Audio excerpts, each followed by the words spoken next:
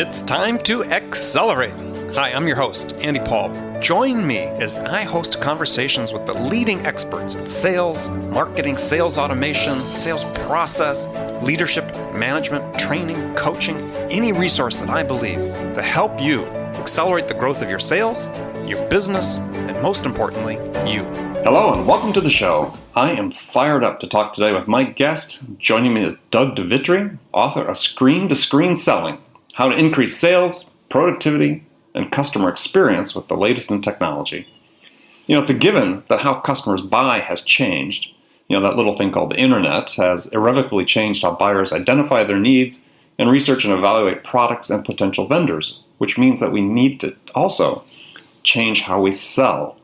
And more of the sales process is conducted remotely or virtually, and it just isn't the same as selling in person. It's different, and not necessarily worse, but sometimes often better, but it is different. And my guest today, Doug Devitre, is going to help us sort it out. Doug, how you doing? I'm doing great, Andy. Thank you for having me on your show today. Well, my pleasure. So take a minute and tell us a little bit about your story. How'd you get involved with sales, and what led you to writing this book? Well, I got started in real estate sales back in 2004. And then what ended up happening is, I did really well at that, and I was really good with the technology. And then, I got involved with Toastmasters, and people started asking me to speak to their group. And then people started asking how much you charge. And what ended up happening is I built a whole speaking and consulting business, trying to teach real estate professionals on how to use the latest technology. And what had happened for 5 years on the road, 180 days a year on the road, I had to say to myself, gosh, there's got to be a better way to be able to help my clients make better decisions, make them faster, add more value than anybody else, and really create an experience that had never been done before to change the way that we communicate, not just in person, but also screen to screen with what we're doing today. Mm-hmm. And so what did you discover when you decided, okay, you had this epiphany, okay, this has got to change. What was the next step for you? Yeah, so the opportunity became in a way of visually expressing ideas in a way that was more about the customer rather than what I had prepared. I think even back in 2008, I was doing Train the Trainers on how to create PowerPoint slides. And then after delivering PowerPoint slides for many years, I said, well, wait a minute, this is more about presenting rather than connecting with my audience. And so if I was really wanting to solve problems, not just give people a bunch of ideas and say, go at it, good luck. But if I wanted to really solve problems, I had to be in the moment with my audience. I had to frame problems that solved some of the challenges that they were working with, and really kind of give them the solutions that were that missing piece rather than overwhelm them with all of the tools that are available. Well, it's sort of interesting. You talked about being in the moment more. That's really relevant whether you're talking about doing this virtually or doing it, in the moment or face to face with the customer.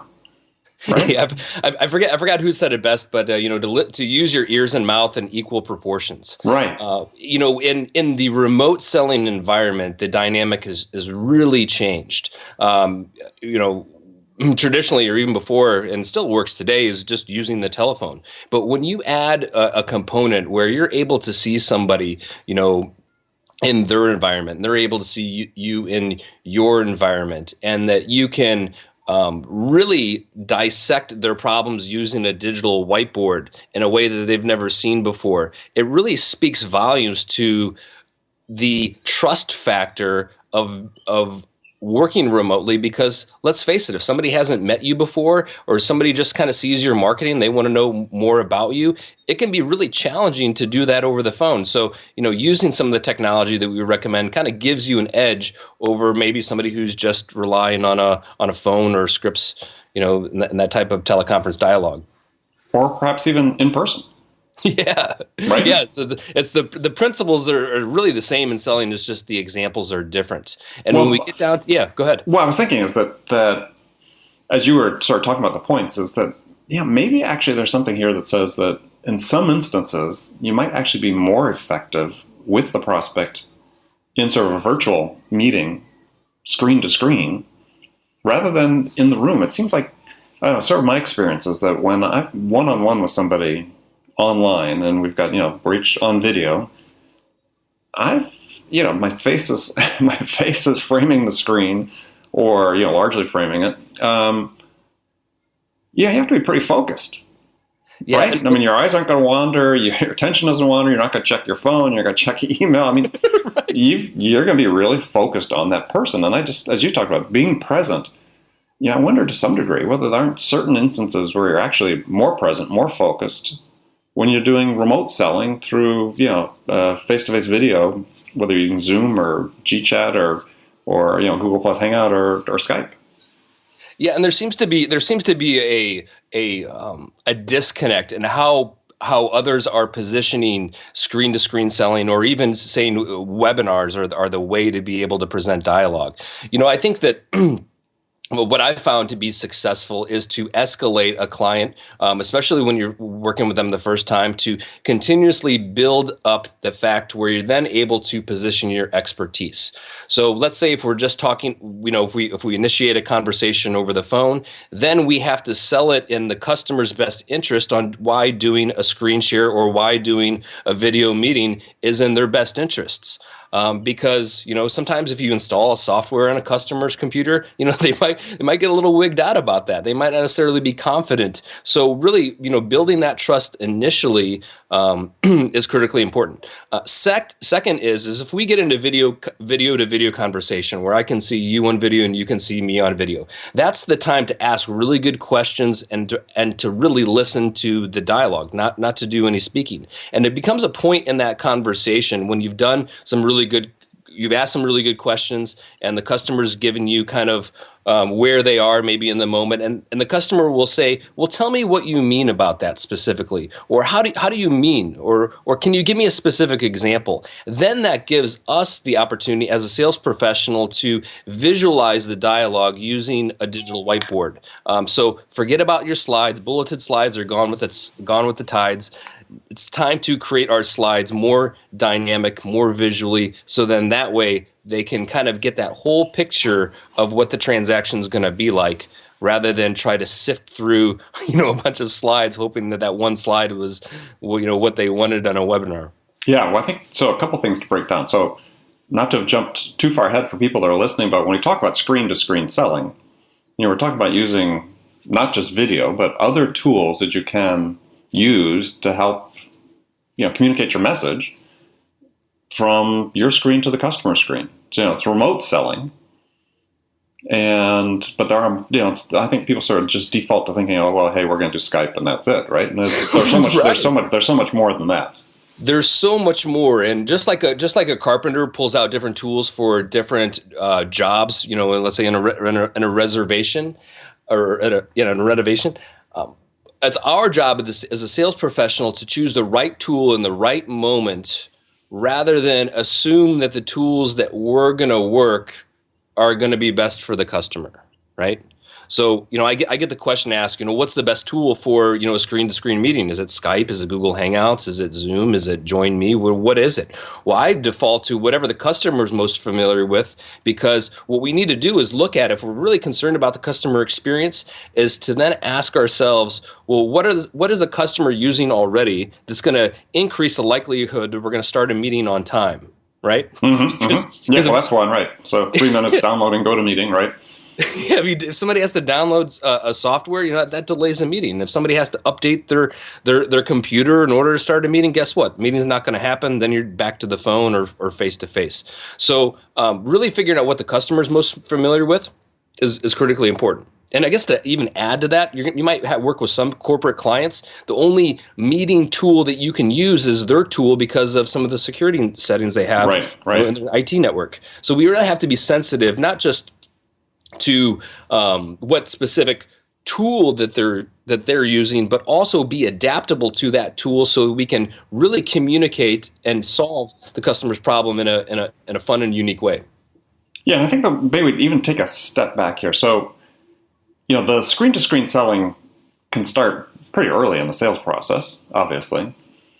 It seems like in certain segments, so we're seeing in certainly like SaaS companies, software as a service companies and so on, that there's this rush to doing a demo, right? And so, you have your sales development rep reaching out, talking to the customer, trying to get that appointment for that demo, which, yeah, granted is a form of screen-to-screen selling, but is that really the best first step? It's not. In my opinion, it's time to dump the demo, and it's really time to start listening to what the customers need.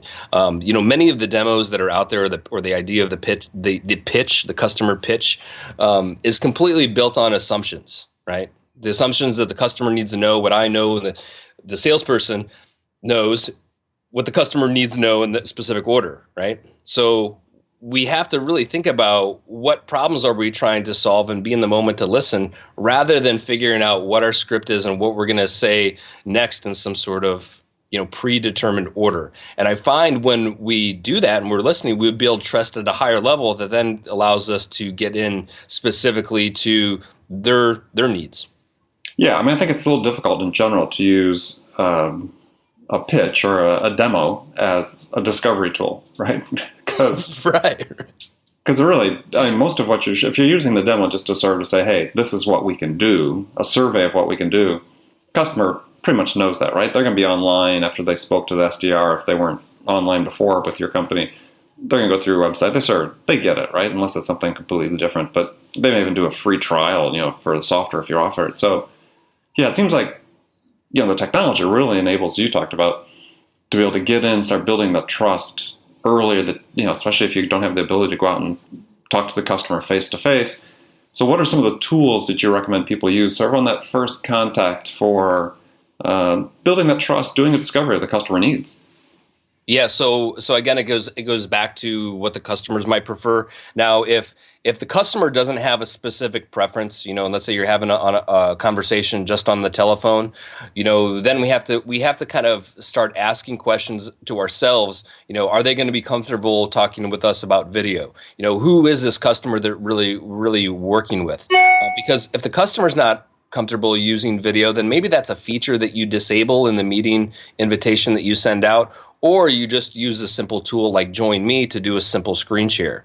I like Join Me just because it's just real easy to send a customer link, and then it's web based, so they don't need to download anything. And then from there, if I get their interest enough from there, then I might move to another tool. Like Zoom that has the video component into it. So I think that we really have to be sensitive to our customer, what they're using, and then start to adapt and kind of pull the right tools at the right time to help them. Well, it's a great thought, right? So if you're thinking about using screen to screen selling, and you're talking about using tools, you said Join.me or GoToMeeting, even those that have Skype, even those that have video capability, you do need to have some sensitivity, at least up front, as to whether the customer is comfortable enough going on screen, because initially they're not all that way, right?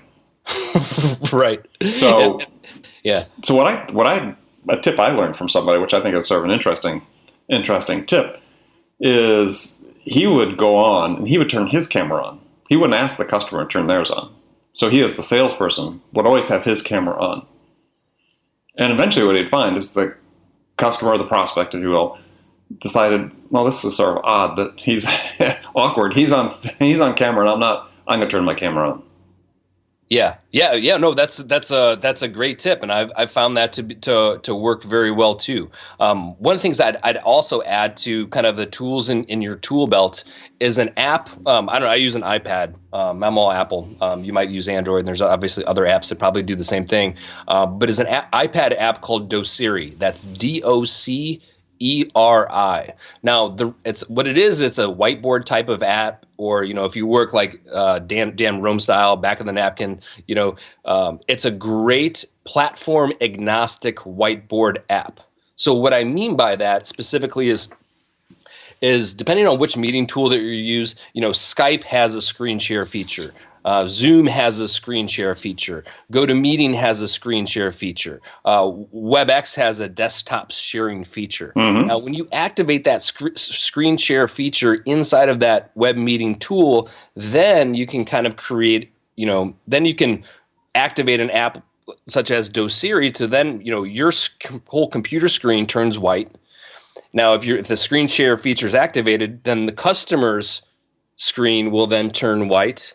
And then, so then that allows you to, start, asking questions, conceptualizing value, even insert specific slides, that are fill in the blank, not bulleted list, but fill in the blank. So then you can engage the customer in a dialogue. And so the reason why I just like Doceri is because no matter which meeting tool that I'm using, I now know how to use one whiteboard app rather than trying to learn 10 different whiteboard apps that have different features, different buttons, et cetera. So Doceri, it's not just a blank screen. Does it have like flowcharting capabilities and so on, or how does that work? Yeah, great. So obviously the whiteboard is the feature. So I'll use it either as a whiteboard feature or I'll use it annotations for presentation slides. So you might see on my computer screen, we're talking about a specific slide and it's fill in the blank. Now, when it gets to a question, this is something I learned from my mentor, Alan Weiss, is when you have the question and you have the visual, you start to control the conversation. So when that visual, you can insert a visual using Doceri just by clicking on a picture icon, and then it looks in your photo library from the right pictures. Well, if your pictures are diagnostic visuals, or maybe they're sales process maps that show the customer journey, then you can quickly start to highlight, start to annotate, and really kind of maybe ask a question. Where are you in the process? And by you annotating the slide shows that you're listening, and for the customer, because many times you just don't know if you're listening, if I can't see you and you can see me. So it's a great way to start to annotate some of the slides or insert a visual in the moment. And then one of the features I really like about it is the visual summary aspect. Let's say if there's 10 different points that we covered or 10 different whiteboard slides, or, it's like the traditional flip chart pages that you tear up, rip off, and you see people taking pictures of it. Right. So, the idea of is it to send all those annotations as a quick PDF summary that highlights it, that helps the customer remember, what was discussed in a 30-minute conversation, so that increases the likelihood that they understand what the value is that they have. And especially if you're working with the decision-making team, everybody can kind of compare notes, whereas your competitor is probably just praying or hoping that the the customer remembers everything that was said. Yeah, no, absolutely, right. And the one thing you can count on for people who are listening to the show is, you use a tool like Doceri, which you need to spell for us again here in a second, is you're gonna differentiate yourself, and that's such a critical thing to think about, right? In heavily competitive marketplaces where commoditization of products and services happens very quickly. Yeah. How do you stand out? As I talk about in my books, it's not what you sell, it's how you sell it that really becomes that first line of differentiation. This is a great way to think about doing it. So the name of that tool again, Doceri, spelled again? Yeah, it's as Doceri.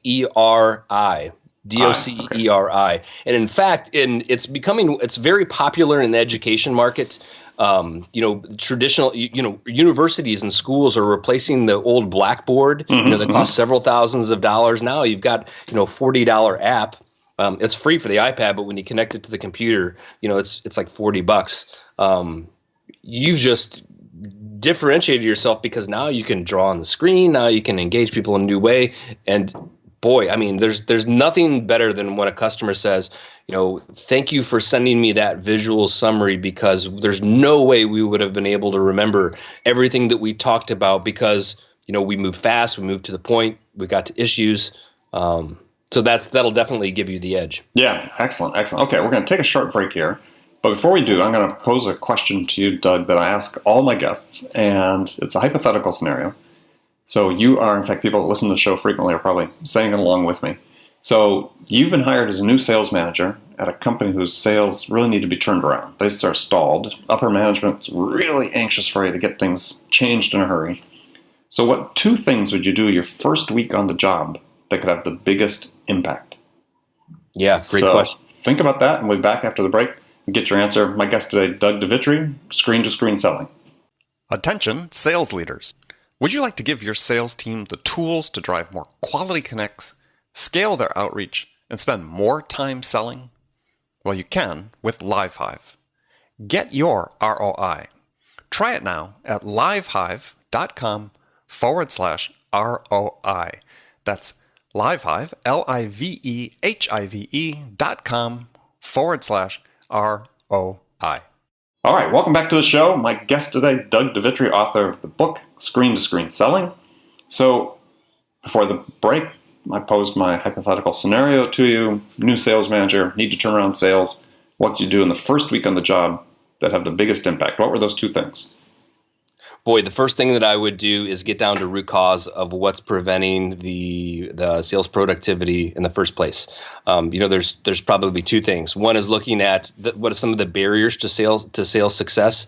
Now, that could be the lack of having the right people on the team. That could be having the wrong systems or having the wrong technology in place. That could mean having the wrong policies that are really preventing the sales performance that the team is capable. And that a lot of that comes from the mindset before you even get into the skill set. So creating a culture around moving some of those barriers to sales success all the way down from the frontline rep to the customer support. Get rid of those barriers. Mm-hmm. The second thing is to look at the customer experience and then identify things that bug the customer and remove those as well. So that could be, maybe the response time is a little bit too long in order to get back to a lead, or maybe it's the length of the decision making cycle just takes way too long, or maybe it's the fact that working with the customer portal or the transaction management system just isn't working to meet the customer satisfaction. Mm-hmm, so when looking at kind of solving some of those issues, whether the barriers or the irritants will definitely make the biggest impact, and then you're smooth sailing from there. Excellent, like it. Thank you. So back to our conversation about screen to screen selling. Yeah, one of the key things I talk about, and I know that you stress as well in your book, is every time you interact with a prospect, you have to deliver something of value to them that's going to enable them to make at least one step forward, no matter how big or how small, at least one step forward in their buying process, right? Move them closer to making a decision. Otherwise, why did they invest their time in you? And what seems like one of the strengths of screen-to-screen selling is that you can sort of consume the customer's time in a little bit smaller bites, right? You're asking for smaller investment of time, which to me sort of helps them learn more easily because they're, again, absorbing the information in smaller chunks. I mean, do you see that to be the case? Yeah, one of the things that I would encourage anybody to think about is a skill set I've included in the book. It's called quick access memory. And in sales, we have to think about creating value, not as an event, but as a process, and continuously delivering value in small, chunkable learning moments to the point when they make that decision. There's less objections, that it's easier for them to move forward. So in quick access memory, it comes down to three things. Number one is what's the content? Second is what's the tool? And then third is what's the delivery or the customer's preferred method of communication. Mm-hmm. So with content, you have examples like pictures or infographics or process maps. You have video tutorials, small learnable, teachable moments inside of there. PowerPoint, is an example, as not as a presentation tool, but as a supporting visual aid, afterwards. So, what's the content? If as long as we have really good, compelling content, I know Jacob J. Bayer talks about creating content so good that people are willing to pay for it. That's the mentality that we have to have. And if that's not something that's a skill set inside of the sales, then we need to lean on the marketing department to make sure that they're telling the right message for the customers inside of that content. Second is what's the right tool that you're going to be able to share that content. And so, simple examples you might be already using are YouTube for video, Instagram for pictures, or maybe it's SlideShare for PowerPoint. What's the easiest tool that a customer, if you did send them an online PowerPoint as a text message, they could quickly open it up on a mobile device? So by selecting the right tool that's user-friendly on a mobile device is critically important, because guess what? The amount of searches that are happening on mobile are exceeding searches on desktop today. So we have to really think about choosing very mobile-friendly tools inside of that process. And then third is, we look at the customer's preferred method of communication. What is that? I mean, is that sending them an email? Is that sending them a text message? Is that Facebook Instant Messenger? Is that Skype Instant Messenger? And so being able to find the right content that you already created inside of your mobile device that's been already uploaded to the right tool, right? So that's already exists online. In UX, they call that your information architecture. It's kind of like your brain online. But then in sales is quickly being able to access that content using the right tool through the customer's preferred method of communication. And all that really is a simple copy paste. Right. Mm-hmm, mm-hmm. So if I'm going to text message or PowerPoint to somebody who sent me a question after a seminar, I'll just go to it real quick, tap. In 5 seconds, I've text messaged them the link to my PowerPoint presentation. Now, that's a skill set that we have to look at, not just of creating good quality, but also increasing or decreasing the customer responsiveness. So, for example, if it takes you 10 minutes to send on, let's say, an online PowerPoint, or maybe even say, wait till I get back to the office to send that to you, probably if you're in a competitive situation, you might have lost that opportunity. So the shorter that we're able to send the right content in the right moment through the right tool, through their preferred method of communication, is another way of standing out in today's competitive market. Yeah, and I think a better way for people to look at it is to say, and this is my perspective, is not that you might have lost the opportunity, but by doing so, you win the opportunity because no one else is going to be doing it.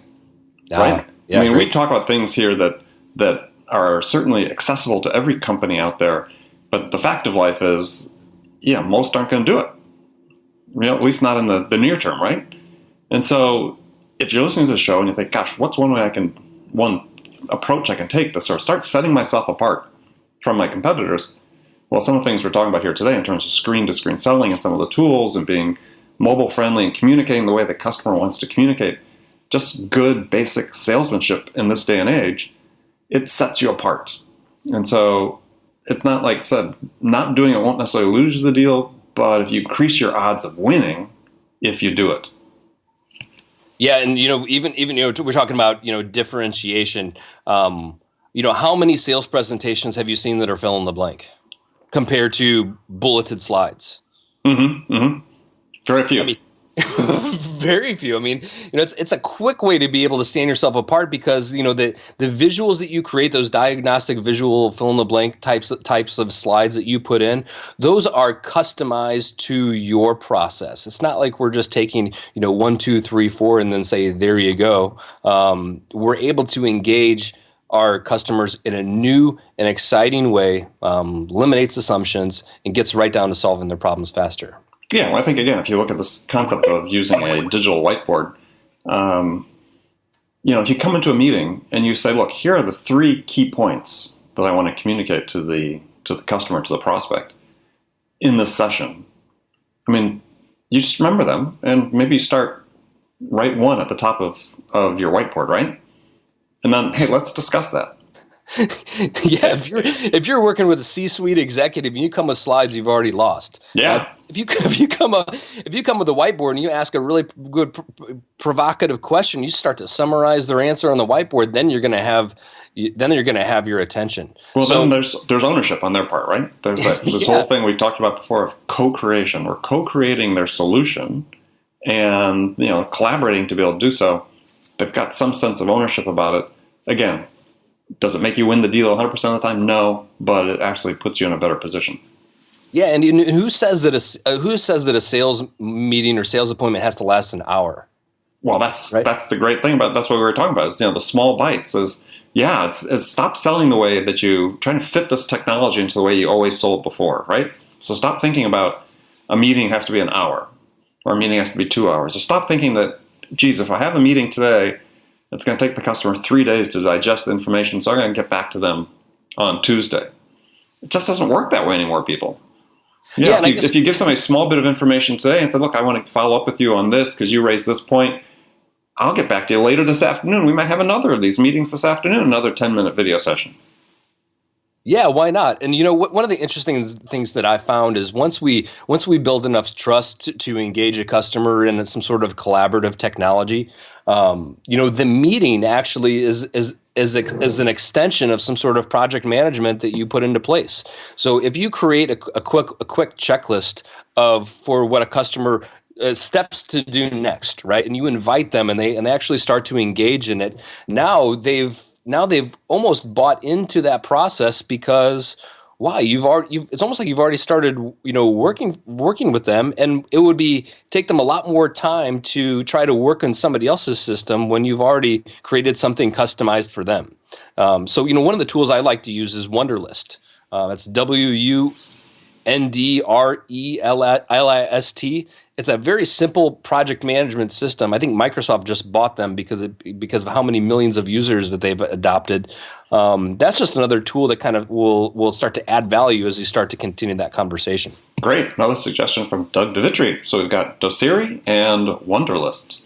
All right, Doug, we're moving to the last segment of the show here where I ask you some rapid-fire questions, and you can give me one-word answers, or you can elaborate as you wish. Are you ready? Please. Okay. So, first one. What's the most powerful sales tool in your arsenal? Ears. Ears. You listen. Or is it your ears? My ears. Yeah, I forget what that. I think it's your ear, and there's probably an organ inside that actually does it. Probably, that activates it. But yeah, most definitely my ears. All right. So, name one tool you use or app that you use for sales or sales management that you can't live without. Doceri. Doceri. Who's your sales role model? Boy, I've been so blessed to have so many great people. I can't give one name. By giving one name would be... No, name two. Yeah. We'll let you off the hook. Give us two. Boy, I would say Alan Weiss. Mm-hmm. I'll give you a reason if you'd like. Sure, go ahead. Biggest lesson he taught me was focus more about the result and the outcome rather than the activity. Okay. Now, it seems a little simple, but man, when you start to dissect what it is we really do, solving the problem faster, creating as much value as possible, nobody better than Alan on that.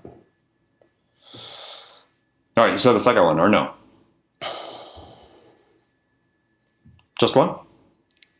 Probably the next sales influencer is Art Subcheck. Oh, good. Art. Very good. Cold calling expert. Now, here's why Art. Selling remotely over the phone is critically important. Mm-hmm. And also, communicating on social media. Art, nobody does it better than Art as far as getting in the door to build that conversation. And without that skill set, none of us would be able to do what we do best. Okay, excellent. Good choices. Next question. What's the one book that every salesperson should read, whether it's a sales book or not? What's the one book every salesperson should read? Boy, I've got so many of them, Andy. That's a tough one. I would probably say Mike Weinberg's New Sales Simplified. I have not got a chance to dig into his latest book, his new one, Sales Management Simplified. But man, when you talk about new business development, nobody makes it any more simpler than Mike Weinberg. Good choice. And, of course, you're supporting your homie there in St. Louis. That's right. All right, so what's the favorite, this is really a tough question, what's your favorite music to listen to psych yourself up for an important meeting or sales call? My favorite music? Boy. I've got a couple. I think any sales professional needs to have their iTunes playlist to get them through the day. So what's favorite on your playlist? I can't think of the name of the artist, but it's Stay With Me. Oh, Sam Smith. Sam Smith, yeah, there you go. All right, there you go. Good choice. Good song. So what's the first sales activity you do every day? The first sales activity that I do every day is review the list of the people who I know I can make the biggest impact for. Good answer. Last question. What's the one question you get asked most frequently by salespeople? How can I continue the same amount of sales or increase my sales volume and not get overwhelmed with all the latest technology. And what's your answer? Simplify. Meaning? Focus more on the problem that you're trying to solve rather than trying to find a solution, or rather than have a solution and trying to find what problem it solves. Got it. So in other words, man, there's so many different tools out there that if you tried to even learn how to use every one of them, you wouldn't be selling. No. Right? Yeah, and find what works for you. And yeah. All right, put it to use. Well, great. Good answers. Well, thank you. So I want to thank my guest today, Doug Devitre, for joining us. Doug is the author of Screen to Screen Selling. Make sure you go out and purchase it. Doug, tell folks how they can learn more about you. Great. Well, so screen2screenselling.com. If you just Google it, you'll see the amount of content that we've been creating. We have our own video podcast that we've got interviews on many different types of sales experts, technology, non-technology. We publish a magazine that includes some of the articles and some of the tools that we reinforce. So if you just go to our website, screen2screenselling.com, share with us your email address. We create tremendous amount of value to help you accelerate your learning curve. Excellent. Good. Well, I really appreciate you joining us today. And remember, friends, make it a part of your day every day, like you did today, to deliberately learn something new to help you accelerate your success. Subscribing to this podcast is an easy way to do that, because then you'll make sure that you don't miss any of our conversations with top business experts, like our guest today, Doug Devitre, who share their experience and expertise about how to accelerate the growth of your business. So thanks for joining us. Until next time, this is Andy Paul. Good selling, everyone. Thanks for listening to the show.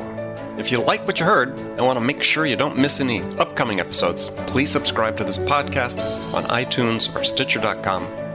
For more information about today's guest, visit my website at andypaul.com.